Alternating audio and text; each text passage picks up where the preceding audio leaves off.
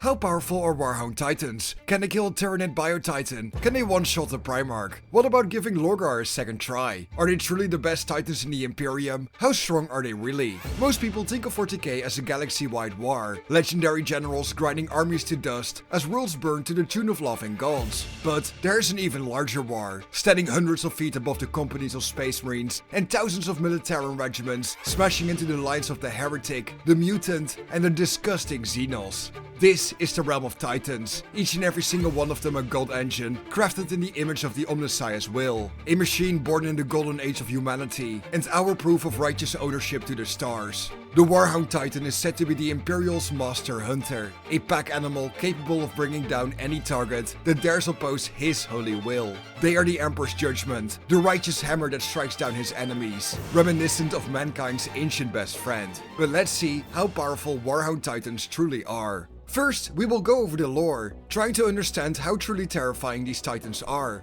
Then we will cover the excerpts in which we see them obliterate an Emperor-class titan, attempt to take down Lorgar, and even ambush entire armies with some surprising tricks, ending with the ranking on the 40k power scale. So stick around until the end to find out what makes Warhound Titans so powerful, and so you can properly argue with your friends why you should be able to bring a Warhound Titan to your 1500 points match.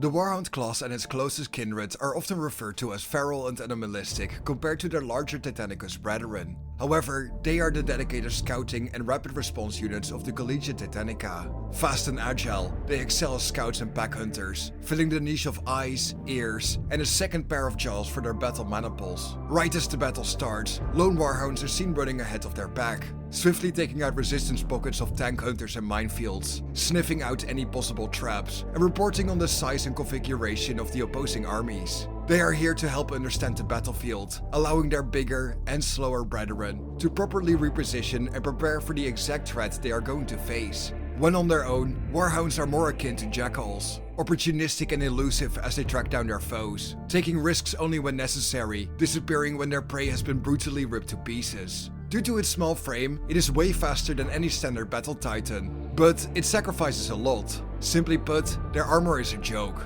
Even a single well-placed volley from a Reaver Titan can fell a Warhound instantly, so whenever they decide to jump their prey, it has to be quick, clean, and brutal. Although a danger to infantry and tanks by itself, Warhounds prefer to hunt in packs of 2 to 4 Titans. Through a run-first, think-second approach, they outmaneuver their larger brothers, running literal circles around them as they clean and brutal into any weak point they can target. Although some may die, the sacrifice of 1 or 2 Warhounds to take out something like an Emperor-class Titan is more than worth it. As can be expected of a machine forged for war by the Imperium of Man, Titans carry some absolutely massive guns, from upscale bolters, flamers, melta-guns, plasma blasters and so on, that, and I quote, are capable of blotting out the sun when fired. 2 rockets capable of obliterating entire trench lines in a single salvo, the Titan Legios are spared no expense in their armament. For the Warhound specifically, they have some particular nasty weapons up their sleeve, specifically designed to kill larger god engines. Although the standard loadout for a Warhound is the classic plasma blast gun that melts entire city blocks, and volcano mega bolters that fill entire streets with shell casings that can crush a tank. But we all know that I, as the local World Eater YouTuber, absolutely adore the Ursus Claws. Pioneered by Legio Aldax during the earlier days of the Great Crusade, it was based upon the massive Void Spear launchers found on the Conqueror, meant to puncture enemy frigates and then bring them close for boarding actions or full prow ramming. The Warhound Ursus Claw is designed to ensnare and wrap around a chosen target. When enough Warhounds successfully grapple their prey, by walking back and pulling the right cables, the enemy Titan will be forced to kneel or topple over, making them easy prey for ground forces seeking to board the god engine and kill it from the inside. The second special Titan weapon I want to cover is the Natrix Shock Lance, which was a later evolution of the Ursus Claw. While less capable of holding onto objects due to a lack of grapple prongs, the Shock Lance more than makes up for it with raw killing power. Where its predecessors focused on the entrapment of their target, this new tool aims to burrow deep into its opponent, delivering a potent shock on the inside to paralyze its mainframe and distort its machine spirit. Essentially, it is a Titan-sized taser. Despite countless Titan patterns having been created and lost throughout the millennia, their armor and method of construction have withstood the test of time. Due to their colossal size, centuries of unrelenting sermons and assembly must be undertaken for the creation of just a single Titan. A task so complex and time-consuming that many legios must wait for generations until new members can be added to their ranks. As a result, these so-called god engines, venerated for their potency in technological marvels and towering nature, are made from the strongest of alloys and toughest of components available to the Imperium. It is this obsession with perfection that allows the Titan to survive countless impacts before being brought down without the aid of its void shields. A testament to their living names as extensions of the Omnissiah. As a standard, the superstructure and hull of each Titan are made from two different alloys unique to the Collegia Titanica: the capitalist-grade ceramide plasteel composite and ceramide adamantine alloy. Where the first is favored by the forces of Mars, forge worlds such as Lucius prefer the latter, as they rather produce quality over quantity. Ceramide plasteel composite, often seen within the Mars pattern Titans, is the weaker of the two materials. It is stronger than our current day steel by about 3 to 4 magnitudes, as noted in the Imperial Armor and the Adeptus Titanicus books. It dissipates heat well, is extremely resistant to impacts, and is easily repaired by its relatively common inclusion throughout Imperial vehicles and ships. Although, I should add, those are not capitalist grade like the Warhound plasteels, meaning that their purity is considerably lower, resulting in less protective properties. But when compared to the likes of Auramide, or even a decent quality adamantine, it shows its shortcomings. Ceramide adamantine alloys, on the other hand, are closer to 5 to 10 times the density of current day steel, usually deployed on Astartes vehicles like the Predator battle tank or Land Raiders. It is designed to take as much punishment as possible. Fun fact, the Eternity Gate of the Imperial Palace on Terra is made with this stuff. There is a good reason the traitors could not breach it, yet due to its relative rarity, it is not often used in the forges of either Mars or any other forge world for that matter. So with that material knowledge, let's look at how survivable Warhounds are. As seen in the Adeptus Titanicus rulebook, page 6, these 17 meter tall, or 56 freedom feet, 400 ton Warhounds are armored with between 10 to 16 inches of armor. Utilizing conservative guesses based on what we know so far, the ceramide plasteel composite plating can be translated into an average of 40 to 64 inches of current day steel. Yeah, that is nearly 2 times the thickness of the HMS Inflexible, the strongest armored vehicle we have in the current day. Now, if we use the ceramide adamantine alloy, we would get a whopping 50 to 80 inches of current day steel. Combined with heat dissipation, better tensile strength, and bending properties, nothing in our current day arsenal could stand a chance of puncturing this armor. As an additional note, the Direwolf Titan, close brother of the Warhound, has been noted in the lore as being way more armored compared to its original counterpart. Designed as a small but potent source of firepower with a third gun point on its back, it needed some extra protection to make up for its new role. As before with our calculations, some of the Direwolf plating could be up to 1.5 times thicker than that of Warhound plating. Therefore, some might have armor comparable to up to 120 inches of current day steel. Now, that's a lot of inches. Of course, guns and armor are not the only thing the Warhound brings to the battlefield. Something has to power it all. The heart of the Warhound and Direwolf is the Loke sub-pattern plasma engine, a massive dual reactor capable of producing about 520.1 kilotons of energy combined. For reference, that means it produces an equal amount to that of a standard modern nuclear warhead, or in a similar fashion, being able to power a large city for a long period of time. They can depower and repower themselves in under 20 seconds, something completely unheard of in larger Titan models. But, fun fact, due to how the Warhound is built, these dual generators can be nearly completely concealed from enemy auspexes and heat detectors. By laying between burning buildings, its relatively low heat dissipation becomes completely masked, allowing Warhounds to make surprise jumps on enemy god engines caught completely unaware for their trap. The last most important part of the Warhound is its dual void shields. Contrary to popular belief, void shields do not actually break. Instead, the generators producing these protective bubbles as more and more impacts blanket its field. After enough punishment, they need to be powered down to prevent overheating and exploding. But after a couple minutes, they can restart automatically as the Princeps engages a new target. Speaking of Princeps, let's talk about Titan pilots, divided into 2 general sections: the Princeps and Moderati. The Princeps is the Titan's actual pilot. Through the use of MIUs, also known as Mind Impulse Units, the Princeps directly communicates and interfaces with the Titan. Through countless sensors, the God Engine allows the Princeps to see all around himself. He feels what the Titan feels. He smells the war. Gunshots feel like prickles on his skin, and the heat of fire scorches his mind as if it would be the Titan. With mere thought, the Princeps can make his will manifest. Imagining a weapon fire or moving forward causes a reaction as his will is followed. So in tune is the commander with his Titan that in most cases the Princeps suffer from cases of separation anxiety when outside of the God Engine, needing several comfort items or special drugs to ease their strained mind. The Warhound does bite back though. It has a massive Titan machine spirit. It needs to be tamed before it can be properly used. Due to this, the majority of candidates that are supposed to drive a Titan die within their first mission.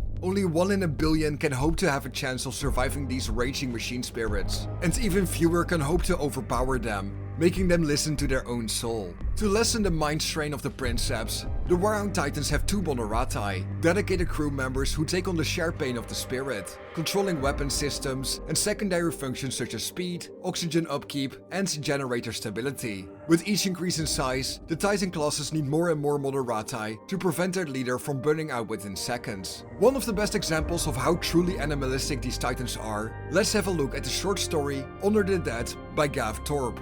During the Battle of Khult, Titans of Legio Firemasters were deployed alongside the Wordbearers to bring ruin to the populations of the Imperium.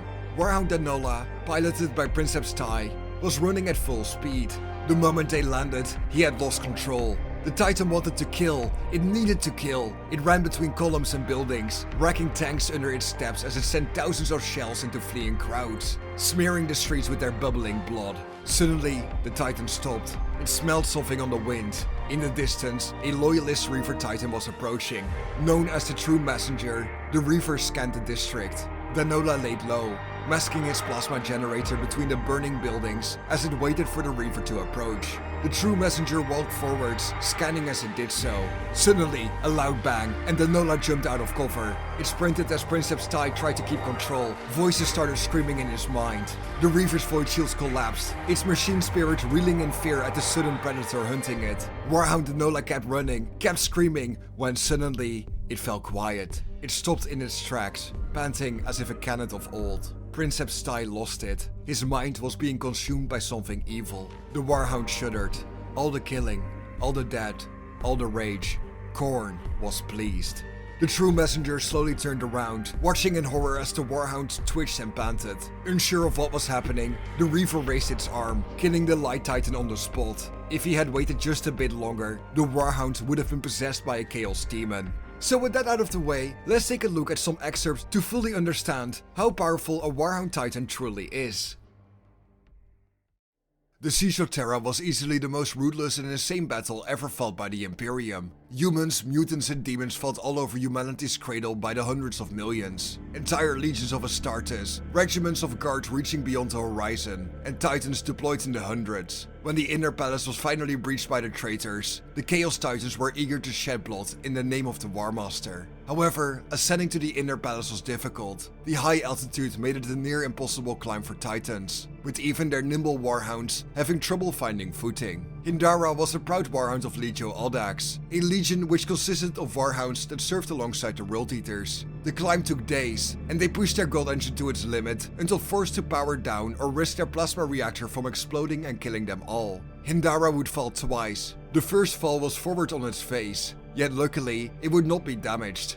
As it got back up, it would be cheered on by broader engines, and laughed at by some. Their second fall almost destroyed them, yet even as the Warhound's machine spirit feared its destruction, the Princeps fired an Ursus Claw right into Reaver Titan of Legio Mortis to pull itself upwards. Although Hindara had saved itself, it came at the cost of Varkarnarix. Damaged to the point of no longer being able to move. It began to slip and fall. In its descent, it fired its weapons, venting plasma and blasting its warhorn in rage at the petty betrayal. Hindara would lose his arm as Varkarnarix fell, choosing to cannibalize its Ursus Claw instead of falling alongside the Reaver. When the dust settled, the Vox was filled with Binaric and Scrapcoat, lauding Hindara's treachery and cursing it. Another Warhound, Telem Ira of Mortis, cursed at Hindara. Hindara's princeps smiled, opening the Vox network to its entire maniple. Engine kill. When Hindara and Telem Ira reached the Inner Palace, it would become a nightmare for Loyalist forces. With a single arm, Hindara aided in bringing down fortifications and obliterated entire tank battalions of Fellblades and Typhons under its stampede. Much to the horror of Primarch Sanguinius, not even 3 days later, Hindara led a maniple of Aldex Warhounds against the Eternity Gate, nearly breaking it down with dozens of Ursus Claws before finally falling in battle. So yeah, with a well-placed shot, a Warhound has enough weight and strength to kill a Reaver, and if it wasn't for a Primarch within the Loyalist midst, Aldax may have succeeded in taking down the Eternity Gate. But speaking of Primarchs versus Warhounds, let's have a look at one of my favorite moments in all of 40k.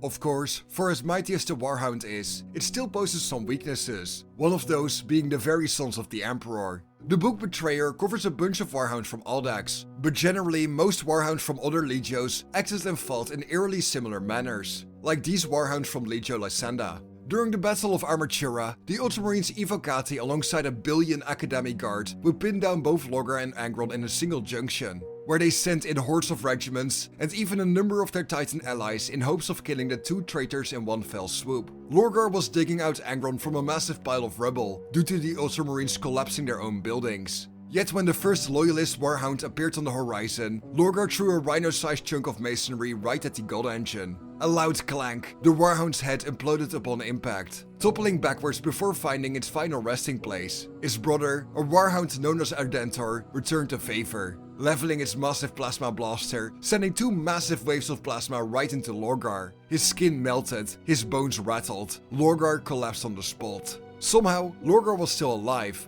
and Ardentor wasn't going to waste this opportunity. Having spent all of his munitions, Ardentor decided to crush the body of Lorgar with its massive metal foot. Yet as it launched downwards, the World Eaters around the junction began to cheer. Angron had caught Ardentor's foot on his shoulders and began pushing back. With a small bit of help from Aldex Warhound Sigala, the World Eater's Primarch would earn his own engine kill, not just holding it in place as the Titan tried to push down, but pushing back harder and toppling the God Engine with raw rage alone.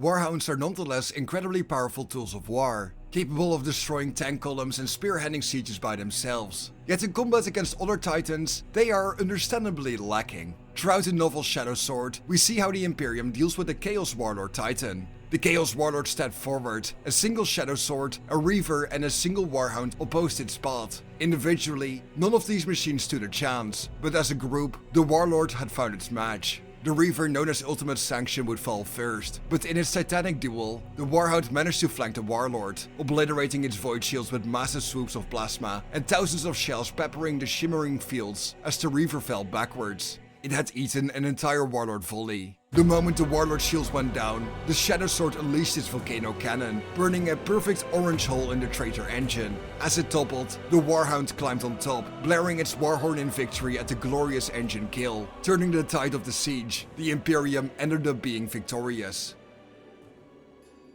We sadly do not know the exact details of the Shadow Crusade, but what we do know for a fact is how many Warhounds it takes to take down an Emperor-class Battle Titan. Yeah, that's right, the smallest Titan took down the largest Titan in Warhammer 40k. Guilliman and a massive retribution force had pursued the World Eaters and Wordbearers to the world of Nuceria towards the end of the Shadow Crusade. Here a battle would be fought of such epic proportions that a ruined storm would be completed. A storm just like 40k's Maledictum that split the galaxy in half and halted or delayed the Dark Angels, White Scars, Blood Angels and Ultramarines from reinforcing Terra. Guilliman brought with him the battered Sons of Khald and the Titans from Legio Oberon. Within a couple hours of fighting, a massive ugly ship landed on the edge of the lost city of Nuceria. It took 5 minutes to open its massive assault ramp, but once it landed with a massive thud, Corinthians stepped forward. A massive Emperor-class Titan stepped out into the chaotic battlefield. Its warhorn blare broke any windows remaining in the city,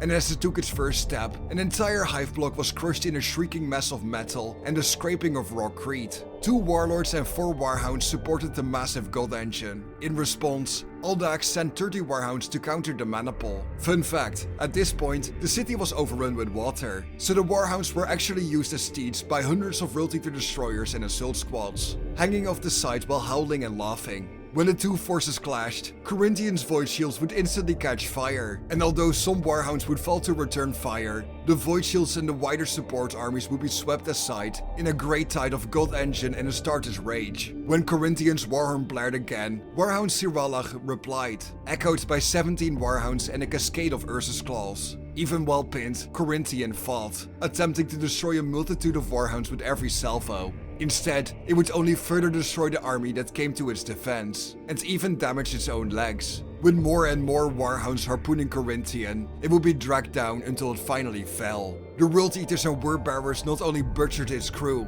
but Corinthian would be taken as a prize by Aldax. In the end, the 17 Warhounds were successful in taking down the largest gold engine produced by mankind, besides the Castigator, but that bad boy will be left for another video.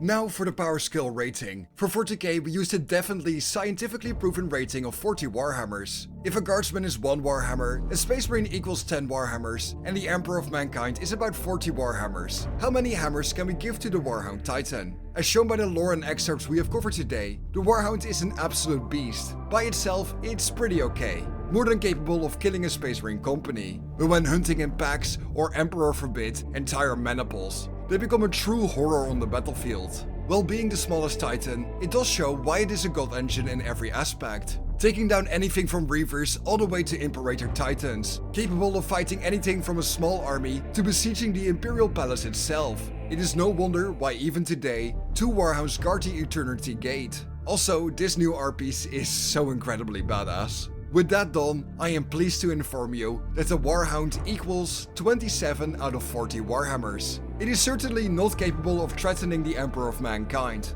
but with such apocalyptic firepower housed in such a small frame, it really makes you wonder why there weren't more legions like Aldax who primarily deployed the humble yet effective Warhound. And that does it for today. Which is your favorite Titan and why? Do you think I should have given the Warhound a higher or lower score? If you guys know of any more excerpts or crazy Warhound accomplishments, post them down in the comment section below. I would love to read them and learn even more about these Jackal-like war machines. What else should I cover in the How Powerful is X series? Please let me know your suggestions down below. Subscribe if you enjoyed the video, like if you haven't already, and I'll be seeing you in the next one. Bye bye.